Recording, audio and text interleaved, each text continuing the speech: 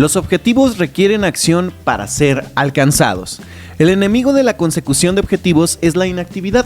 Esta inactividad suele ser el resultado de un estado psicológico de apatía, pereza, desesperación o fatiga.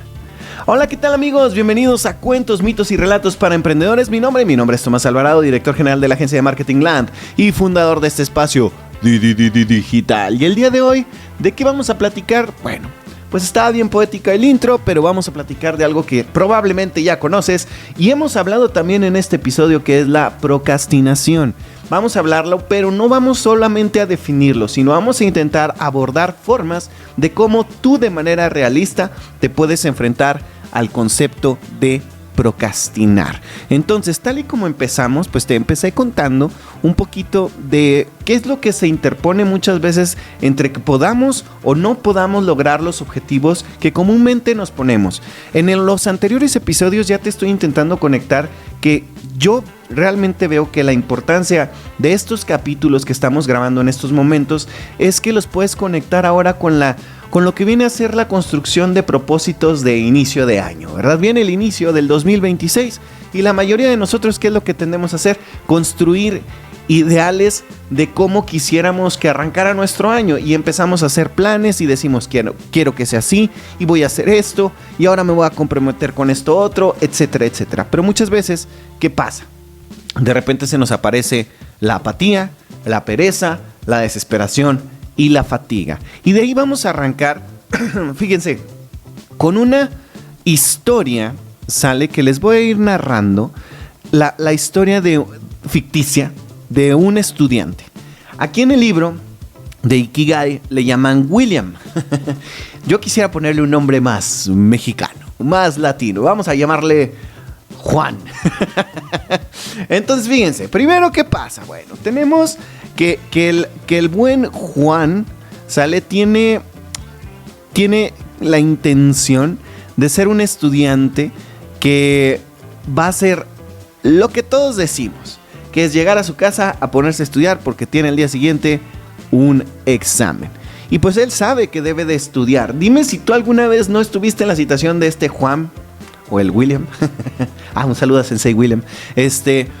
Si no estuviste en la situación de William, de Juan, que tenías que llegar a tu casa a hacer una labor que a lo mejor en un inicio no suena muy atractiva, pero tú te convences de los frutos que te va a dar esa acción si la ejecutas, como en este caso el estudiar, el ser un buen estudiante. Entonces, primero, pues él ya va de William, va sentadito en el autobús y él va pensando, pues yo tengo que llegar a mi casa y tengo que ponerme a estudiar. Es un martes por la tarde, él va sentado tranquilamente en el autobús, otro día de escuela finalizó, va a su casa, va pensando que tiene hambre, es muy normal, sales de la escuela, tienes hambre, y dice, este es el día, voy a sacarme ese 10 que me dije que me iba a sacar, voy a estudiar como debería de haber estudiado, porque es la primera unidad. Siempre empezamos con eso, porque me lo prometí en este inicio de año.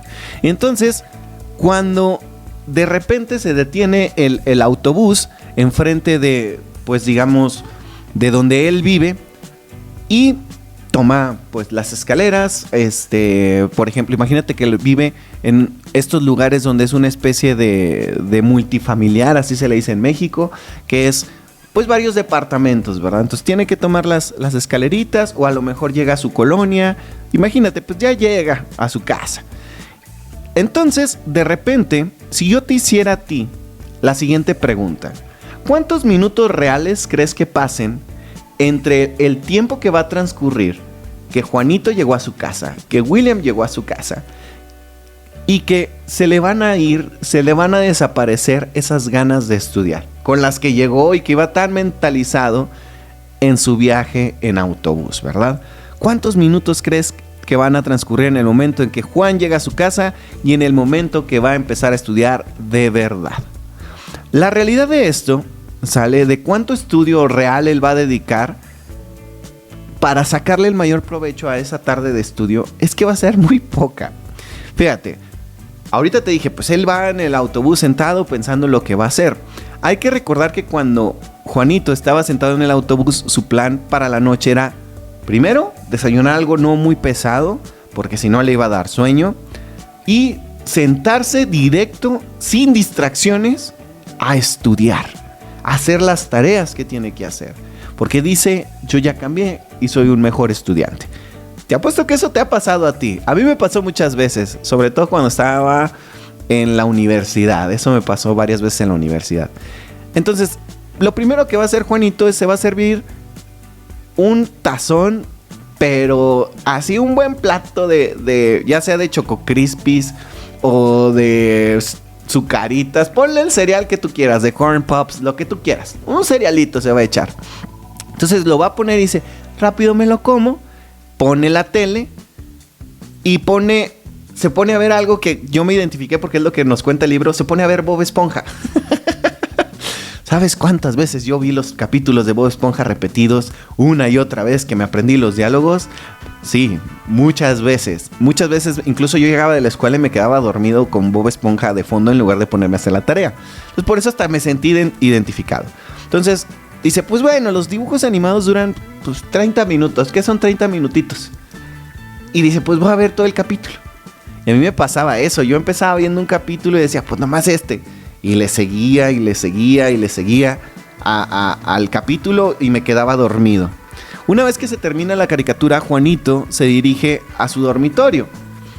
En este caso, digo, yo veía las caricaturas en mi dormitorio. No tendría a llevarme comida a mi recámara, pero pues aquí es donde es un Juanito opulento, donde sí tiene chance de llegar y comer a un lado y luego dice a ver la tele a su cuarto, ¿verdad? Abre su compu y dice, ya estuvo el de perder el tiempo, vamos a ponernos a chambear. Abre la compu y como la mayoría de nosotros se da cuenta que su canal de YouTube favorito, Marketing 101, acaba de subir un nuevo video. Así es, Tomás ya se puso a chambear y ya subió un nuevo video y dice, pues vamos a verlo. Dime cuántas veces no te ha pasado que vas a hacer algo, te topas un video gracioso en Facebook, en Instagram, en TikTok, lo que tú quieras, red que tú quieras, y te distraes y te pones a hacer todo menos lo que tendrías que estar haciendo. Entonces, tú sabes que por lo regular una persona que ve un video no ve uno, ve varios. Y se va a tomar un buen rato viendo varios videos. Entonces ya después de repente por ahí se va a aventar varios videos. Ponle en la plataforma que tú quieras. Y esto les va a consumir otros 30 minutos. Una vez terminado, que se aventó su sesión de media hora de caricaturas y media hora de videos en redes sociales o YouTube o donde sea, pues de repente empieza a pasar, justo como ahorita, en este momento, está pasando el camioncito, bueno, más bien un triciclo, aquí se les llama así, de los helados, con la rolita tradicional de los helados. Sale el tirirín, tin, tin, tirirín, tin, tin, tirirín, tin, tin, tin, tin, tin, tin. Entonces con las manos, tirirín, tin, tin, tirirín. Bueno, está esa rola de fondo. Y aquí en el ejemplo te dice que de repente Juanito se da cuenta que sus vecinos de al lado tienen el equipo de música a tope. Dime cuántas... De hecho, la otra vez que estábamos grabando Marketing 101... Recuerdo que de fondo, que eso fue ayer, ya se me andaba olvidando. Ayer que estábamos grabando Marketing 101, de fondo estaban los vecinos. No lo digo en mal plan, pero tenían a Jenny Rivera de fondo a tope. Y la tenían, pero macizo. O sea, yo creo que mi vecina andaba un poquito dolida ese día. Andaba acordándose de alguien o de algo. Y por eso tenía a Jenny al máximo esplendor. Y tú sabes que a veces, por ejemplo, como ahorita, hay gente que pasa una mosca y se distrae. Entonces... a lo mejor a Juanito le puede dificultar que sus vecinos estén escuchando a Los Ángeles Azules o cualquier rola de cualquier músico que tú estés pensando en este momento. Ya luego de repente en tu escritorio, en tu mesita de estudio, el buen Juanito dice, yo aquí voy a abrir en su mesita mi librote, el Baldor, el libro de álgebra, que está pesadísimo y que no es a veces como que muy atractivo, la verdad, de ver. Y empieza... y dice, ay, como que esa motivación que traía hace rato ya se me fue. Como que ya me empezó el viaje, ya me empezó la comida. La cenita que dije que iba a ser ligera, pues ¿qué crees? No está trayendo efectos tan ligeros. Y ya se empiezan a sentir los párpados pesados y me empiezo a sentir más cansado mientras hojeas las páginas del libro. Bueno, en este caso mientras Juanito ojea las páginas del libro. A medida que pasan los minutos, la idea de pasar una tarde o una noche hojeando un libro de biología, de álgebra, de historia, de lo que tú quieras, ponle la materia que tú gustes y mandes, de geografía, pues empieza a parecer un poquito más tedioso de lo que había calculado Juanito en un principio. Puede oír las risas de los vecinos porque pues no solo tienen la música, sino que tienen una pachanga y parece que la están pasando bien. Y es viernes. No, quedamos que era martes. Era martes y el trabajo lo tienes que entregar pues para la próxima semana. Entonces, ¿qué empieza a ocurrir aquí en tu mente? Pues si los vecinos tienen pachanga, ¿qué me impide a mí que pues mejor me pido una pizzita pues, para terminar de cenar, una cervecita y me pongo a jugar un Call of Duty, un Roblox, no sé, un Minecraft? Ponle el juego que tú quieras o me maratone una serie. Lo que tú quieras. Todo eso ya suena mucho más atractivo que una noche de estudio detrás de un libro de biología, de geografía, de historia, o hacer el trabajo que tendrías que estar haciendo. ¿A poco no?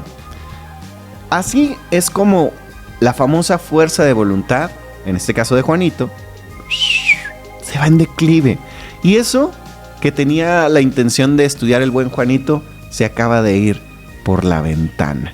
Ya perdió Juanito en todo eso que ha estado pensando que es mejor hacer. Ya pasaron al menos como 2 horas. Fíjate, las arenas movedizas de la emoción que componen el estado mental de Juanito están sujetas a un fenómeno que los investigadores llaman inconsistencia dinámica. ¿Sale?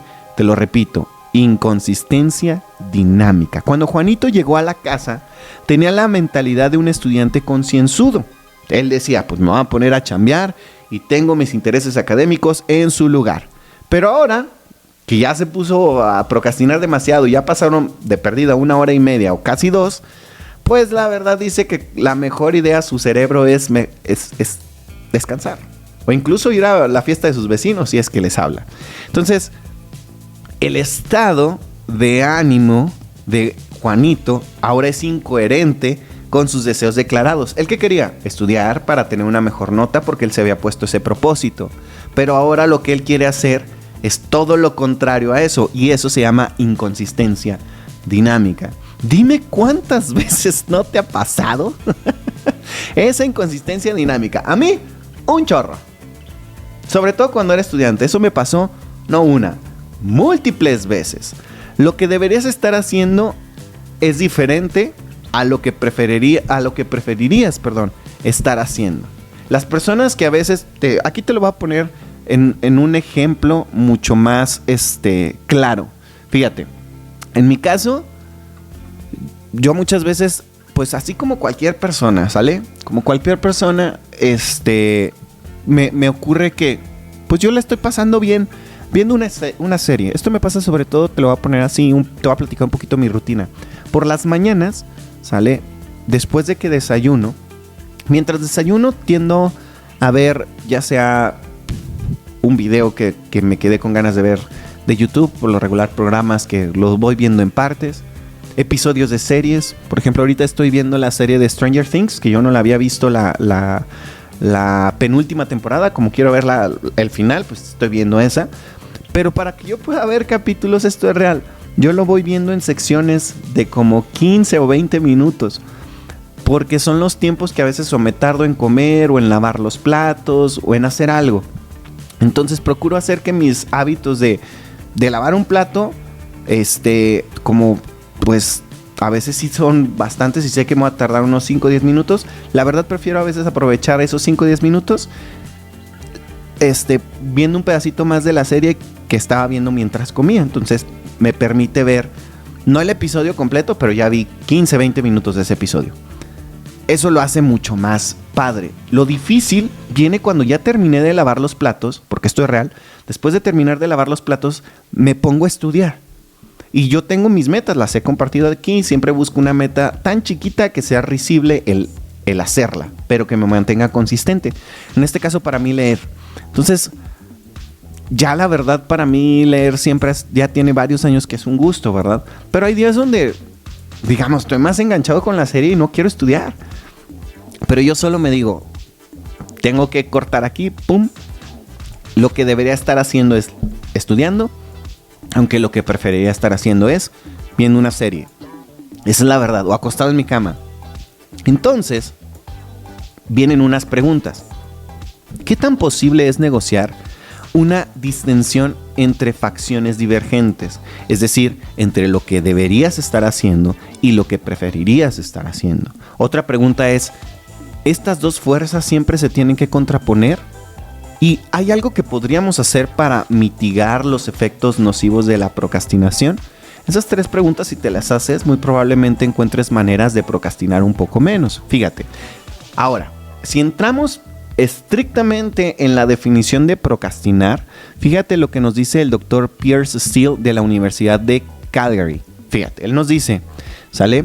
Procrastinar es retrasar voluntariamente una acción prevista a pesar de que se espera estar peor por el retraso. ¿Qué quiere decir esto?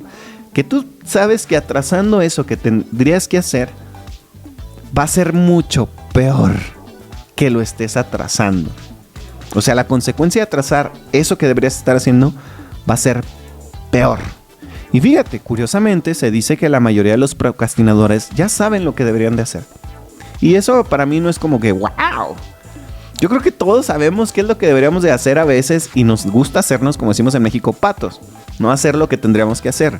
La mayoría de los procrastinadores ya creen que el curso de acción que pretenden es superior al que tienen actualmente. O sea, muchas veces solo se engañan o solo nos engañamos. La mayoría de los procrastinadores son conscientes de que por cada minuto que procrastinan, solo se perjudican a sí mismos.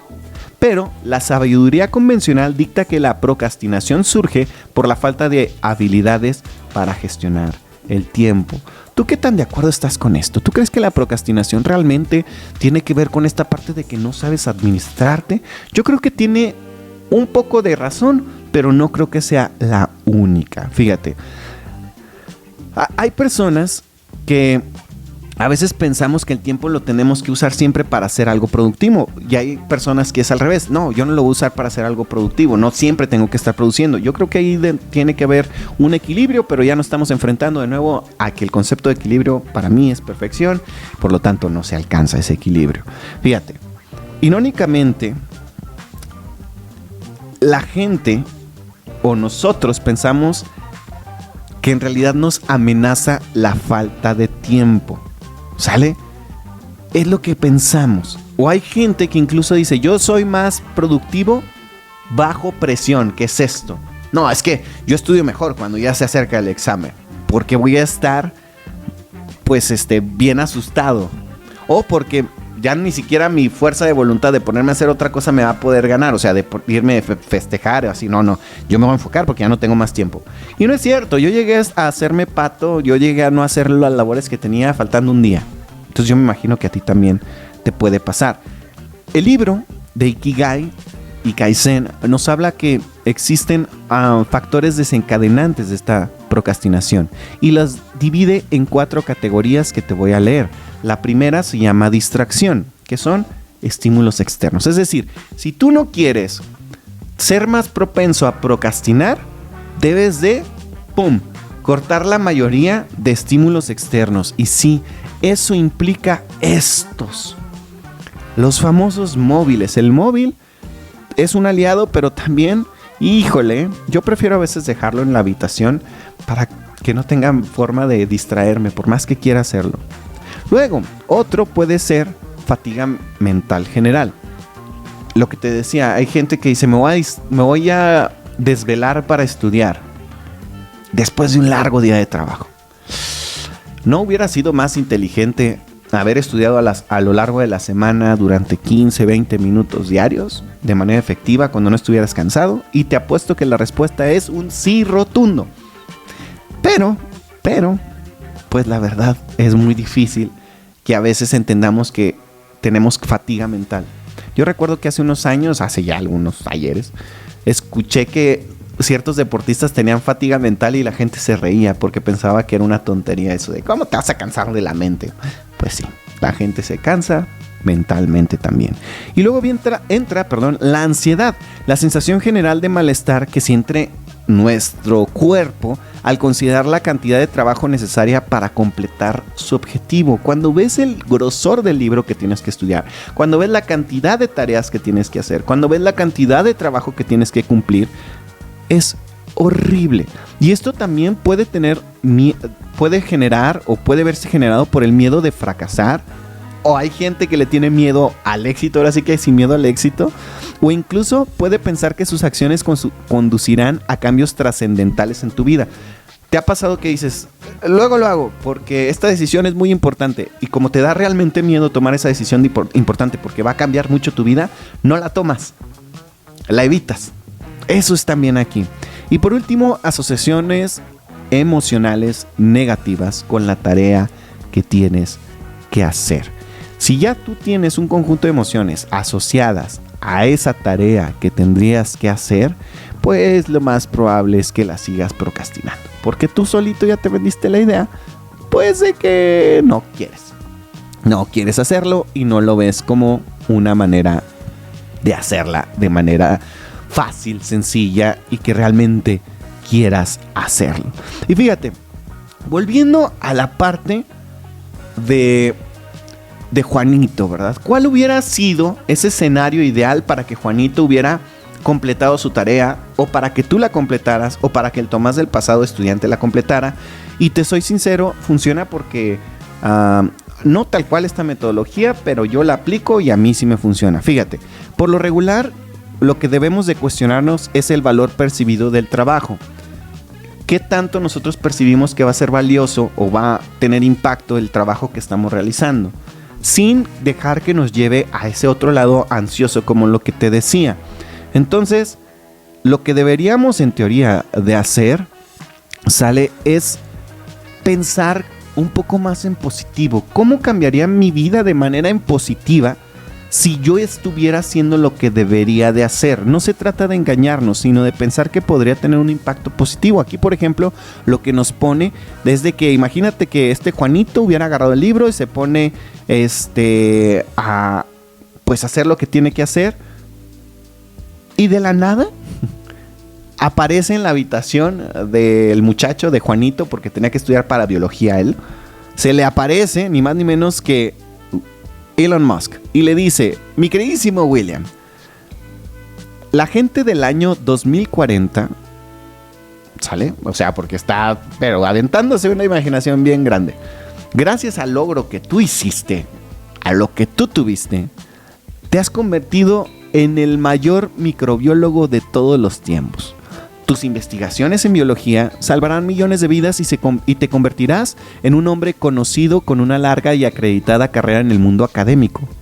Pero este posible futuro para ti, pequeño Juanito, para ti, solo depende de un único acontecimiento: el resultado del examen de biología que presentas mañana después de haber estudiado este libro. ¿Verdad que suena súper de película esto? Pero si creemos y nos emocionamos con premisas de películas, ¿por qué a veces no nos queremos contar premisas de este estilo que en lugar de que nos den ansiedad, nos tranquilicen y sobre todo nos motiven, nos den ese motor intrínseco necesario? Si te fijas, aquí no se habla absolutamente de que Juanito se convirtió en un magnate. Dice que es sumamente respetado y reconocido por haber hecho eso. Y a lo mejor tú dirás, pero ¿qué tal si no me gusta la biología? Perfecto. A lo mejor puedes encontrarle que para que pase lo otro que sí quieres que ocurra, vincúlalo. Y yo sé que alguien va a decir, sí, pero por estar pensando en esa historia, Tomás, me va a pasar 2 horas y no me va a poner a estudiar. Yo te apuesto de que va a ser menos el tiempo que pases frente al teléfono y te van a dar más ganas de seguir estudiando a que si dejas que los otros factores externos intervengan. Entonces, es una de varias maneras que el libro de Ikigai te lo dice. De hecho, viene otra donde tú lo que podrías hacer es, imagínate que tú vas a estás ahí con Juanito y ves que Juanito se hace de esas veces para atrás, se empieza a rascar la barbilla y dice, ¿de qué sirve estudiar toda esta información si hay un 65% de posibilidades que no me sirva para nada? La realidad es que en este escenario y entre el anterior hay mucha diferencia. Fíjate, en el primer caso vemos una posibilidad donde Juanito se transforma en una persona relevante por hacer lo que tenía que hacer. Mientras que en el segundo caso, lo que él analiza es de qué va a servir. O sea, lo más probable, porque todos lo hemos dicho, esto ni me sirva en el futuro. Y sí, yo lo llegué a decir. De hecho, creo que en las escuelas a veces sí nos pasa eso mucho, que hay mucha información que no es útil, pero no es necesariamente esa información, es un todo. Es como cuando yo lo veo así, como cuando tenemos malos maestros, y vemos como lo peor del mundo, el hecho de tener un mal maestro. Pero ¿sabes qué pasa con esos malos maestros? Esos malos maestros nos enseñan más de lo que quisiéramos aceptar. Por ejemplo, yo gracias a malos maestros te puedo decir que pude decir, yo no quiero ser así. Como profe, cuando me tocó dar clase, cuando era maestro de tiempo completo. Y creo que lo logré. O sea, francamente he tenido muchas más opiniones positivas de mis exalumnos. Sale que ahora que ni siquiera les doy clase, que opiniones negativas de mi trabajo. Y todo fue por eso, por los malos maestros que tuve. Ellos me enseñaron qué era lo que no quería hacer. Y eso tiene que ver mucho, de nuevo, con el valor percibido de la tarea, con el valor percibido de estudiar. Si tú no le encuentras un valor a lo que estás haciendo, no va a ser muy difícil que te convenzas. Aunque es bien necesario entender que simple y sencillamente no sabemos. Cuanto más inseguros estamos del beneficio potencial de una tarea, más fácil será para la mente inferior inventar razones para evitar hacerla. Tu mente inferior es muy buena para buscar placeres a corto plazo y muy mala para evaluar el valor potencial de los objetivos a largo plazo. Es decir, y cuando nos hablamos o nos referimos, o más bien cuando el libro se refiere a la mente inferior, habla de esta parte emocional, de lo placentero, de lo inmediato. Y está demostrado que muchas veces el placer inmediato te va a alejar de las recompensas más significativas de tu vida. Y eso es justo a lo que quería llegar.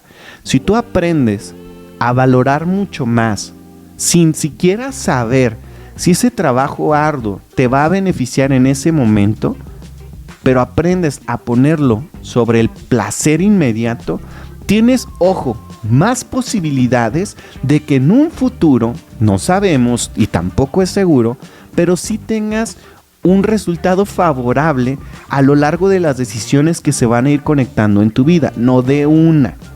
Ojo, esto no es magia, esto no es de que, no, es que yo porque le eché ganas me va a ir bien. No, eso no lo garantiza. Pero es más loable y sobre todo para ti hacia adentro te vas a sentir mejor contigo mismo por intentar hacer las cosas que deberías de estar haciendo. Al menos no vas a decir, y si lo hubiera intentado, lo intentaste.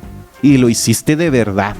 Y no te pusiste a ver no, pero es que ¿para qué lo intento? Pues sí, a fin de cuentas tengo nulas posibilidades de hacer esto. No se trata de cegarte por un optimismo que te de nuevo, como si merecieras las cosas solo por existir. Así no funciona esto. Y cuando tú hagas todo, puede pasar que no lo consigas.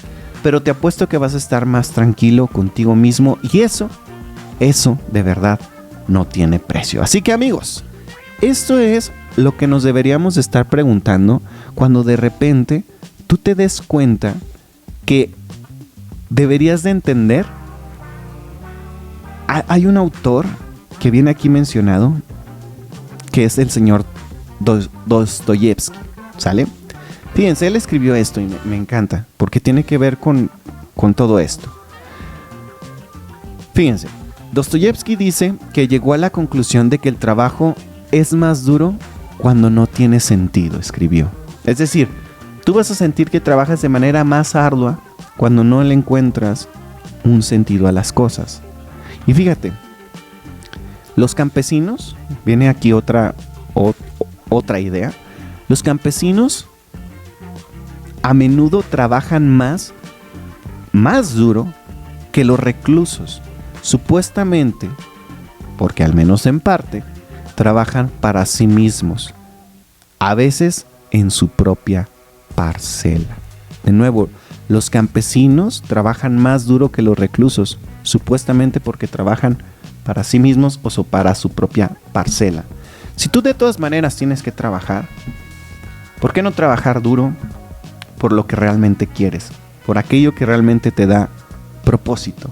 Y aquí es cuando creo que dejamos de romantizar las cosas al punto de creer que solo por hacer el trabajo duro, la consecuencia o la recompensa va a llegar. Pero al menos, aunque no llegue esa, entre comillas, recompensa inmediata, te vas a sentir no solo mejor contigo mismo, sino con más sentido. Así que amigos, hasta aquí este episodio de Cuentos, Mitos y Relatos para Emprendedores. Me gustaría leer aquí abajo en los comentarios, ¿para ti realmente es válido el trabajo duro?